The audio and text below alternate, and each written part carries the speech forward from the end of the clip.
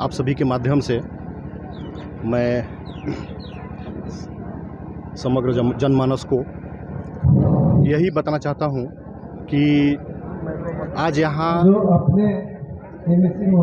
पश्चिम कार्बी आंगलों के अंतर्गत नवाईविल अंचल में कार्बी आंगलों हिंदी भाषी संस्था तथा कार्बी आंगलों हिंदी भाषी छात्र संस्था का जो पश्चिम कार्बी आंगलों जिला है उसका एक दिवसीय यहाँ अधिवेशन हो रहा है और इसका जो प्रतिनिधि सभा है उस सभा में मुझे मुख्य अतिथि के रूप में निमंत्रित किया गया और मैं यहाँ उपस्थित हुआ। मुझे काफ़ी प्रसन्नता है, मैं काफ़ी खुश हूँ और इस पवित्र क्षण पे यहाँ मुझे जो माहौल जो देखने को मिला, एक नया जो सवेरा है वह होगा ऐसा मुझे महसूस हो रहा है।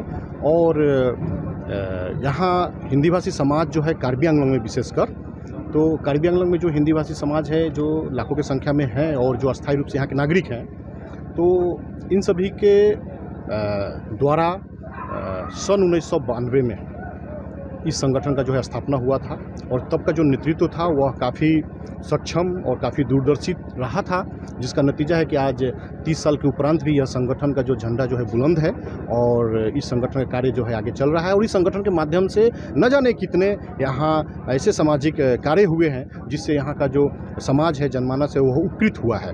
तो बहुत अच्छा माहौल है, बहुत अच्छा सभी लोगों का जो रवैया है, सभी लोगों के चेहरा जो प्रफुल्लित है और यहाँ एक बहुत ही महत्वपूर्ण तरीके से आज का जो प्रतिनिधि सभा है वह विषय वस्तु जो भी रखा है उन लोगों ने उसके ऊपर चिंता चर्चा करेंगे और यहाँ से एक नया शुरुआत होगा जिससे यहाँ न केवल हिंदी भाषी समाज बल्कि हिंदी भाषी समाज यहाँ का जो अन्य जो समाज है उसको भी मार्गदर्शन कर पाए, उसका भी नेतृत्व कर पाए, उसको भी आगे ले जाने में, आगे बढ़ाने में अपना सहयोग कर पाए। इसके लिए यहाँ एक अच्छा निर्णय और एक अच्छा रिजल्ट यहाँ से निकलेगा ऐसा मुझे उम्मीद है। संगठन कार्यकाल 3 बছर থাকে।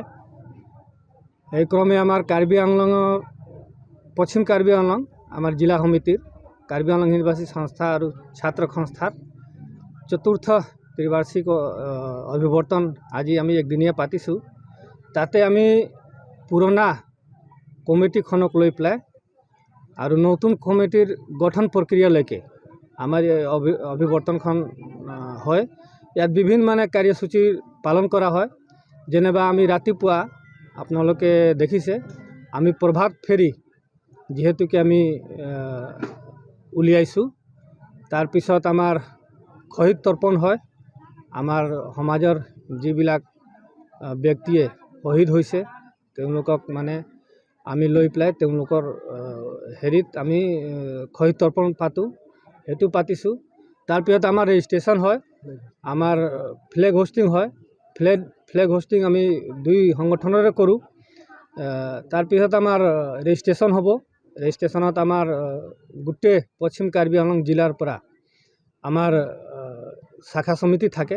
শাখা সমিতিৰ পৰা 3-4জন ডেলিগেটছ আছে আৰু তাতে আমাৰ জিলা সমিতি আগন্তুক যিটো আমাৰ কমিটি গঠন হ'ব তাত জিলা সমিতিৰ কাৰণে আমি মেম্বাৰ অলৰেডি বাছনি কৰা হৈ যায়। আগতে এই কমিটিখন গঠন কৰোঁতে তেওঁলোকেহে আজি আমাৰ ইয়াত অভিবৰ্তনৰ ডেলিগেটছ হিচাপে উপস্থিত থাকিব আৰু আগভাগ ল'ব আৰু গোটেই দিন আমি আলোচনা বিলোচনা কৰিম আমাৰ সমাজৰ বিষয়ে।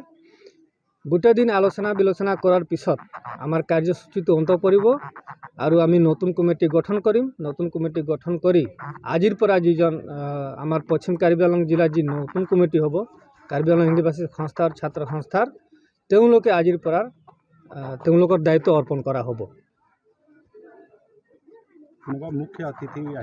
মুখ্য অতিথি আমি আমাৰ লোকেল এমএসি শ্ৰী পৱন কুমাৰ দেৱক আমি মাতিছোঁ।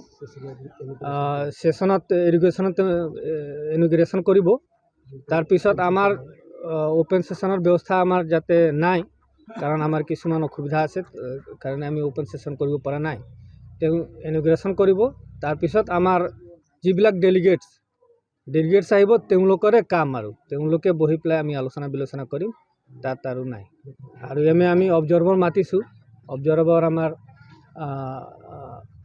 আমাৰ সমাজৰ প্ৰফেসৰ আৰু হাইলি কোৱালিফাইড টিচাৰসকল আছে, তেওঁলোকৰ নেতৃত্বত চোৱা চিতা হ'ব হলৰ ভিতৰত।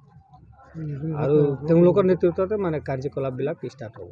অকল কাৰ্বি আংলঙৰ কাৰণে না বেলেগ ডিষ্ট্ৰিক্টৰ পৰা অংশগ্ৰহণ কৰিলে না? নাই, বেলেগ ডিষ্ট্ৰিক্টৰ পৰা নহয়, এনে আমাৰ কেন্দ্ৰীয় সমিতিৰ বেলেগ ডিষ্ট্ৰিক্টত যিবিলাক আহে তেওঁলোকে আহিব, কিন্তু ডেলিগেটছ হিচাপে গতিকে এইটো পশ্চিম কাৰ্বি আংলং জিলা সমিতি হয়, পশ্চিম কাৰ্বি আংলং জিলা সমিতিৰে ডেলিগেটছ থাকিব, কমিটি তেওঁলোকৰ মাজতে গঠন হ'ব। এনে আমাৰ ইষ্টও আমাৰ জিলা সমিতি আছে, ইয়াৰ পিছত আমাৰ ইষ্টৰো হ'ব, তাতো আমি অভিৱৰ্তন পাতিম। প্ৰথম এইটো পাতি লোৱাৰ পিছত আমি তাত পাতিম।